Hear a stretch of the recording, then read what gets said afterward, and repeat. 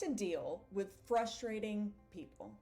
You can be as chill as you want to be, but sometimes you're just going on about your life, minding your own business, and people frustrate you. It happens all the time. It can happen at the drop of a hat. So how do you make sure that you are equipped with the knowledge on how to deal with these frustrating people? Whether it's a momentary passing by or someone who you have to see all of the time because maybe you live with them or maybe you live by them or you work with them, I'm going to give you 5 ways to deal with frustrating people to help you keep your chill, keep your zen, and have a happier life and an easier time communicating with them.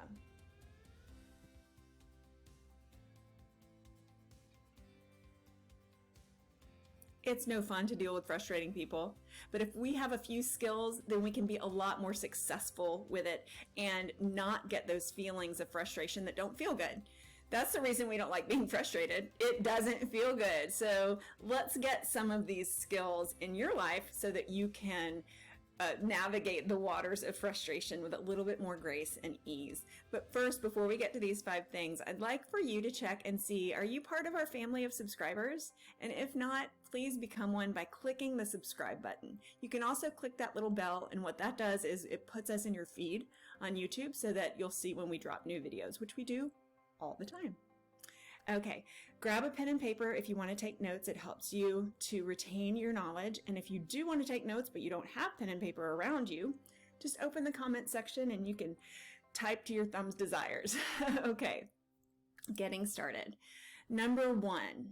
This is a question that, I'm a mom. We've got 5 kids. We hear this question a lot.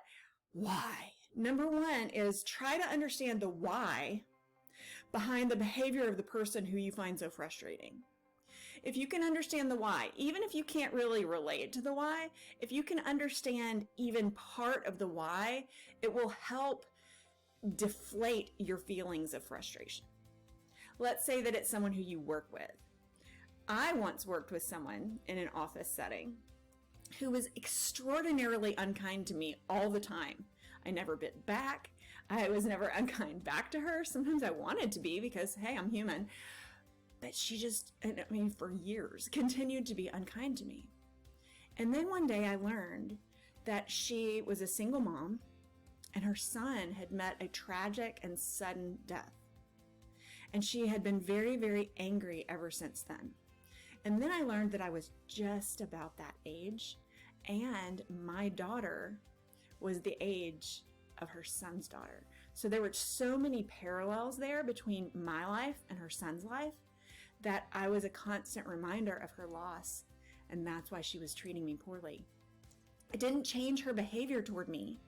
Her behavior toward me did change. Something else much later on changed it. It didn't change her behavior toward me, but it helped me to not take it on so much, to not take it on so personally. Usually when people do things that are frustrating to you or hurtful to you, it's not about you. And we need to get over our ego a little bit. Like, what did I do? What did I do? I didn't do anything except exist in her space. It's what was in her mind that was causing this behavior. I really didn't understand it for a while because she was so kind to other people and just so unkind to me. But then when I learned these parallels, it all of a sudden made sense.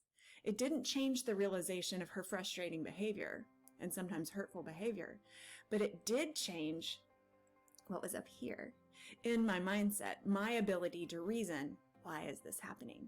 Why is this happening? When I understood the why, it helped to deflate all of those things that didn't feel good. So that's number 1. Sometimes you can't figure out the why, like the real why. Sometimes you won't be told a revelation like I got. So that's why we need to go down to skill number 2. And that is language. Figure out how to speak this person's language. A lot of times when you're speaking with someone who has a different educational level than you do, or is from a different generation or a different region of the country or the world, you have to change the way that you deliver things. I was just speaking with one of my GILD partners yesterday, and she had an expression, with me during our meeting, and she said, I don't know if you know what that means. It was just this very interesting expression that actually comes from the area of the United States that I'm from. And she now lives in California. And I said, oh no, I know what that means. And she said, okay, because when I say it around here, nobody knows. She was speaking my language. I understood what she was saying. The place where she lives now, they don't speak that language. So she has to change the way that she presents things so that other people can relate to her in a diffused fashion. So if you begin to alter your presentation of things to these people who you find frustrating, then they have no other choice but to change their behavior. They have no other choice but to change their energy around you. Number 3, WIIF 'em. It's not really a word, but WIIFM. What's in it for me? We all want to know what's in it for me. You get a phone call, you pick it up, there's a solicitor on the other side. Hi, is Jane Mims there? That's what they'd say on my phone. Yeah, this is Jane. Oh, how are you doing today? And I mean, immediately what I'm thinking is, I don't know you. This is an unknown number. What do you want? Right? I want to know what's in it for me. You can flip that and figure out what's in it for them. What does this person want? What is this person's end goal? There's a very, very frustrating person who lives very close to me, and I have to interact with this person a lot.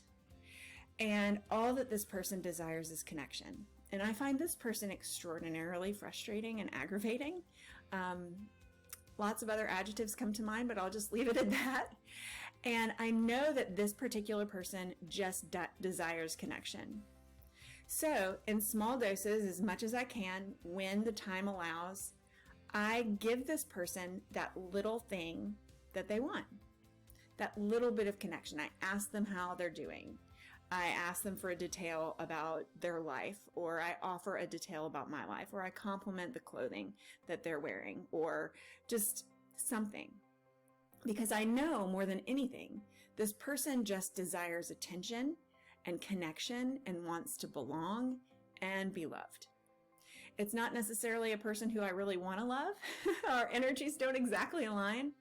But now that I've figured out what's in it for him or her, with them, what's in it for me, that person, what's in it for them, WIIFT, I guess, WIIFT would be the WIIFT, what's in it for them.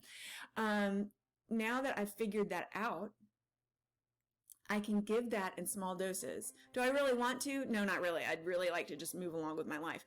But overall, will there be less frustration in my life if I figure that out and I deliver? Yep. So do I do it? Yep. All the time. Okay. Number 4, you can always go around the person. Go around them.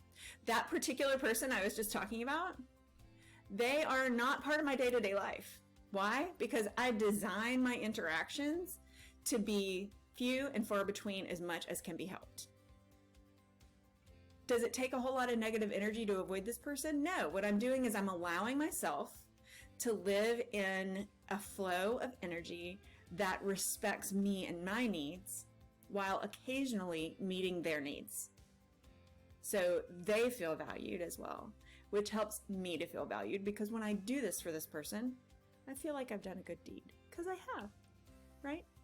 But you can always go around the person. If it's someone who you work with, you can figure out ways to truncate, like reduce and compact the amount of interaction that you have with each other. So for example, if there's 3 or 4 things that you need from this person, you could kind of put them in a holding tank so that you can take care of them all at once instead of going to the person multiple times or having to meet with the person multiple times.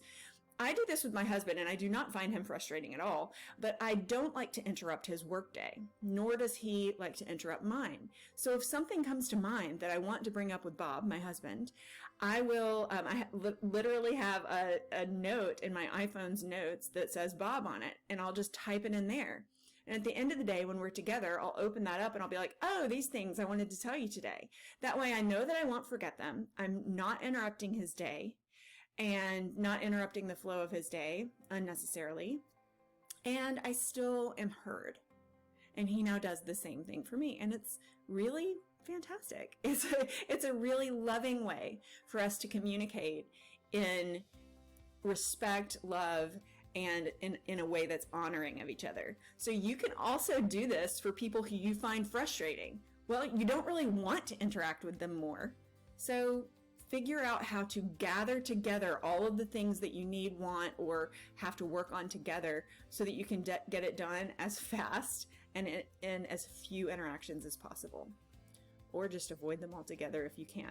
If they're constantly coming in one door to the building, couldn't you come in another door? You know, what can you change to honor yourself so that your energies don't have to interact as much? All right, and number 5, self-examine. Oh, and I saved this one for last because it is the most difficult. The frustration problem maybe and most likely is you. This person may be doing things that irritate you. Let's say that it's just someone that you have never seen before that's in a shopping situation and they're being rude. You don't have to allow that into your energy. Is it in your realm of awareness? Yes. Do you have to put it on and wear it like a sweater? No. Sometimes we take things on that we don't need to take on. You can emotionally separate from the situation by looking at it, recognizing that you are you and you're within your energetic sphere, and the situation or the person or whatever is over there. That is frustrating. I am not frustrated. I literally just had a session with a client, private client this week, and if you'd like to talk to me about working together, please check out the description below because my contact information is down there and I'd be happy to have a chat and find out how I could serve you. I just had a private client session this week where this person was really frustrated because of some coworker interaction. And my response was, you cannot change all of these patterns in these people, but you can change the way that you interact with them. This is about you. They don't frustrate you. You allow yourself to become frustrated by them. You can control what you can control, and you have complete control of this thing. Your body, your mind, your spirit, your energetic realm. Self-examine and figure out where you are setting yourself up to be unhappy. Because a lot of times we're doing it to ourselves. Those are the 5 ways that I deal with frustrating people, and I hope that they serve you well. If you liked this video, give me a thumbs up, and don't forget, if you didn't already, click the subscribe button and the little bell so that you're part of our family of subscribers, and you'll get notifications here on YouTube when we drop a video just like this to help you live a more successful, happier life.